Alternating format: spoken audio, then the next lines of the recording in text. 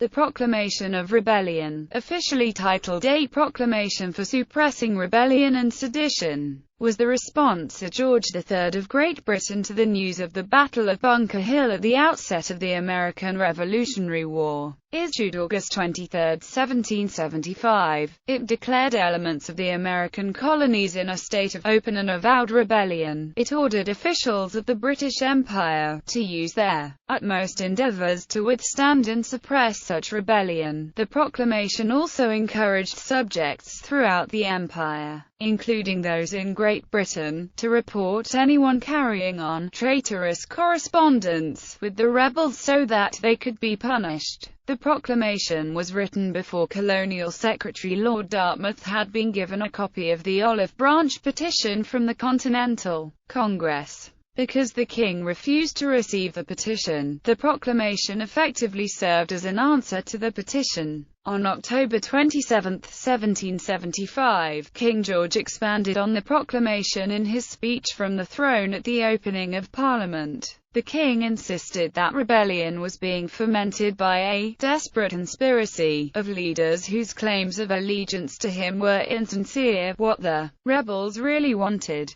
he said, was to create an independent empire. The king indicated that he intended to deal with the crisis with armed force, and was even considering friendly offers of foreign assistance to suppress the rebellion. A pro-American minority in Parliament warned that the government was driving the colonists towards independence, something that many colonial leaders had insisted they did not desire. The Second Continental Congress issued a response to the proclamation on December 6, saying that while they had always been loyal to the king, the British Parliament never had any legitimate claim to authority over them, because the colonies were not democratically represented. Congress argued that it was their duty to continue resisting Parliament's violations of the British Constitution, and that they would retaliate if any supporters in Great Britain were punished for favoring, aiding, or abetting the cause of American liberty. Congress maintained that they still hoped to avoid the calamities of a civil war. The proclamation and the speech from the throne undermined moderates in the Continental Congress like John Dickinson, who had been arguing that the king would find a way to resolve the dispute between the colonies and Parliament. When it became clear that the king was not inclined to act as a conciliator, colonial attachment to the empire was weakened, and a movement towards declaring independence became a reality, culminating in the United States Declaration of Independence on July 4, 1776.